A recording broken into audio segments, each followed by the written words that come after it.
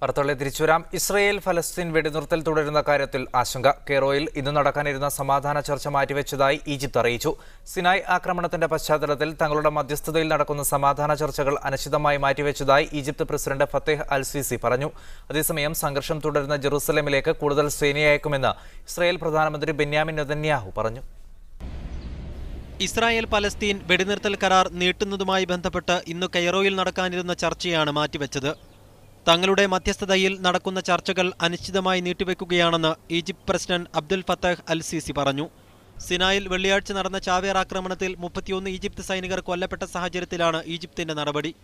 ഇതേ തുടർന്ന് സിനായിൽ അടിയന്തരാവസ്ഥ പ്രഖ്യാപിക്കുകയും റാഫ അതിർത്തി അടക്കുകയും ചെയ്തിരുന്നു.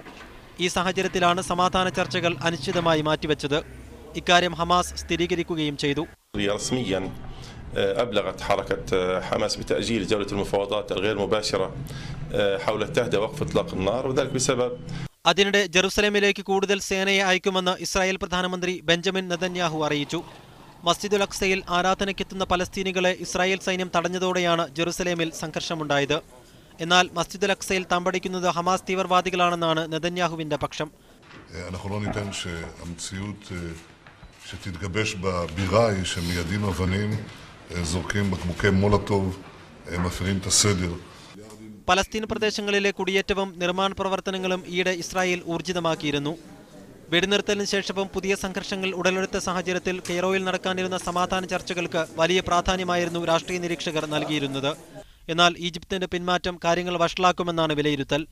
News desk media 1.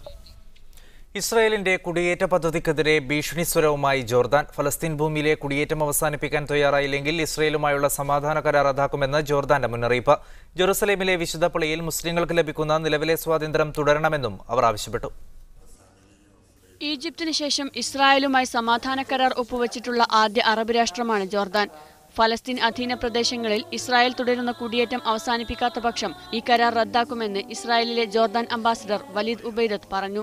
കരാറിന്റെ 20ാം വാർഷിക പരിപാടിക്കിടെയായിരുന്നു അംബാസിഡറുടെ പ്രസ്താവന. മുസ്ലിങ്ങൾ പുണ്യകേന്ദ്രമായി കരുതുന്ന ജെറൂസലേമിലെ മസ്ജിദുൽ അക്സയിൽ വിശ്വാസികൾക്ക് നിലവിലുള്ള സ്വാതന്ത്ര്യത്തിന് ഭംഗം വരുത്തുന്നതും പ്രസ്തുത കരാറിനെ അപകടത്തിലാക്കുമെന്ന് അദ്ദേഹം കൂട്ടിച്ചേർത്തു. All such acts are incompatible with international law and international humanitarian law, and if allowed to continue will ultimately imperil the treaty. എന്നാൽ ജോർദാനുമായുള്ള കരാറിനെ ഏറെ വിലമതിക്കുന്നുവെന്നും ഇസ്രായേൽ പൗരന്മാരുടെ സുരക്ഷയിൽ വിട്ടുവീഴ്ചയ്ക്ക് തയ്യാറല്ലെന്നുമായിരുന്നു പ്രതിരോധ മന്ത്രി മോശെ യാലോണിന്റെ പ്രതികരണം.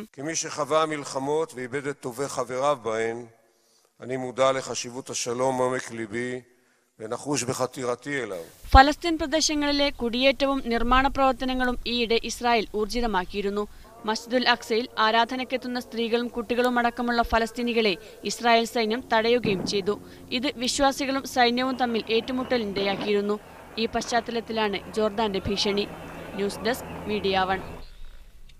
2 ദിവസത്തെ രൂക്ഷമായ സംഘർഷങ്ങൾക്ക് ശേഷം ലെബനാൻ ശാന്തമാകുന്നു. സൈന്യവും സമരക്കാരും തമ്മിലെ ഏറ്റുമുട്ടലിൽ 11 സൈനികരും 8 സിവിലിയന്മാരും കൊല്ലപ്പെട്ടിരുന്നു. ലെബനാനിൽ കഴിഞ്ഞ 3 വർഷമായി സൈന്യവും സുന്നി വിഭാഗവും തമ്മിൽ രൂക്ഷമായ പോരാട്ടമാണ് നടക്കുന്നത്. കഴിഞ്ഞ ദിവസം ട്രിപ്പോളിയിലുണ്ടായ സംഘർഷത്തിൽ 11 സൈനികരും 8 സിവിലിയന്മാരും കൊല്ലപ്പെട്ടിട്ടുണ്ട്. സംഘർഷത്തിൽ നിരവധി പേർക്ക് പരിക്കേൽക്കുകയും ചെയ്തു. സമരക്കാർ ഹെലികോപ്റ്ററിൽ നിന്ന് നടത്തിയ വെടിവെപ്പിൽ നിരവധി കെട്ടിടങ്ങൾക്ക് കേടുപാടുകൾ സംഭവിച്ചു. സുന്നി നേതാക്കളുടെ നിർദ്ദേശപ്രകാരം നിരവധി കുടുംബങ്ങൾ ട്രിപ്പോളിയിൽ നിന്നും ഒഴിയുകയാണ്.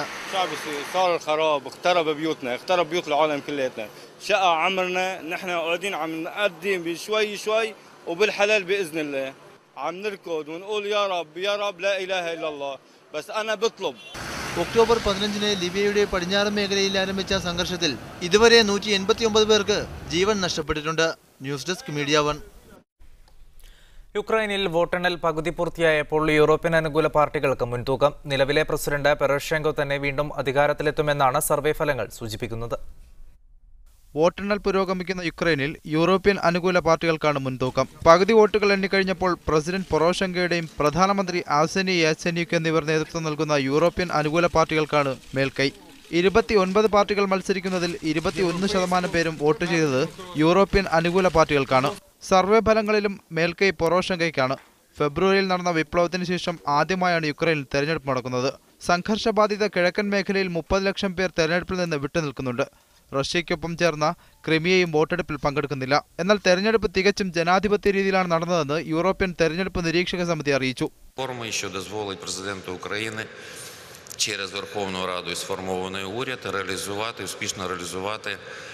News desk media 1. നൈജീരിയയിൽ ബോക്കോഹറം തീവ്രവാദികൾ തട്ടിക്കൊണ്ടുപോയ പെൺകുട്ടികൾക്ക് ക്രൂരപീഡനങ്ങൾ ഏൽക്കേണ്ടി വരുന്നതായി ഹ്യൂമൻ റൈറ്റ്സ് വാച്ചിന്റെ റിപ്പോർട്ട്. തീവ്രവാദികൾ പെൺകുട്ടികളെ ലൈംഗിക പീഡനത്തിന് ഇരയാക്കാൻ ശ്രമിക്കുന്നതായും വിവാഹം കഴിക്കാൻ നിർബന്ധിക്കുന്നതായും ഹ്യൂമൻ റൈറ്റ്സ് വാച്ചിന്റെ റിപ്പോർട്ടിൽ പറയുന്നു.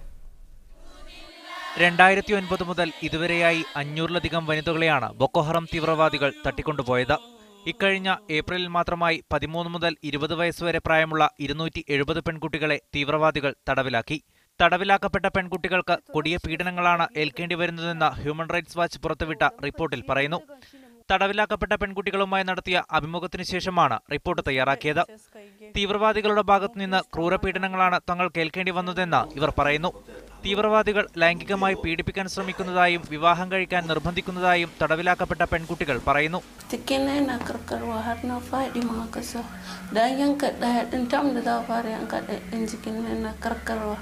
തീവ്രവാദികളുടെ പീഡനത്തെക്കുറിച്ച് നേരത്തെ തന്നെ നൈജീരിയൻ അധികൃതരെ വിവരം ധരിപ്പിച്ചതാണെന്നും സർക്കാരിന്റെ ഇടപെടൽ കാര്യക്ഷമമാക്കേണ്ടതുണ്ടെന്നും ഹ്യൂമൻ റൈറ്റ്സ് വാച്ച് അധികൃതർ പറഞ്ഞു. But there was a culture of silence and a certain taboo that had been around the issue, with especially evidenced by the reluctance of people to admit that it was happening, the denial by state authorities that these kidnappings were taking place. Boko Haram തീവ്രവാദികൾ തട്ടിക്കൊണ്ടുപോയ പെൺകുട്ടികളെ രക്ഷപ്പെടുത്തുന്നതിന് തീവ്രവാദികളുമായി വെടിനിർത്തൽ കരാറിന് സർക്കാർ തയ്യാറെടുക്കുകയാണ്. അതേസമയം തടവിലാക്കപ്പെട്ട പെൺകുട്ടികളെ തിരികെ എത്തിക്കണമെന്നാവശ്യപ്പെട്ട് രാജ്യത്ത് ശക്തമായ പ്രതിഷേധ പ്രകടനങ്ങളും നടക്കുന്നുണ്ട്. News desk media 1. ലോക ജനസംഖ്യയിൽ വളരെ ന്യൂനപക്ഷമാണ് ജൂതർ. എങ്കിലും അവരുടെ ചരിത്രം ഏറെ പ്രാധാന്യത്തോടെയാണ് രേഖപ്പെടുത്തപ്പെട്ടത്. ഈ ചരിത്രം പറയുന്ന ഒരു മ്യൂസിയം പോളണ്ടിൽ തയ്യാറായി കഴിഞ്ഞു. ഹിറ്റ്ലറുടെ ഹോളോകാസ്റ്റ് അടക്കം കടുത്ത പീഡനങ്ങൾക്കിരയായ ജനവിഭാഗമാണ് ജൂതരെന്നാണ് ചരിത്രം പറയുന്നത്. ഇന്ന് യൂറോപ്പിലെ ഏതാണ്ട് എല്ലാ രാജ്യങ്ങളിലും പ്രാതിനിധ്യമുള്ള ഈ ന്യൂനപക്ഷത്തിന് പക്ഷേ വലിയൊരു ചരിത്രം പറയാനുണ്ട്.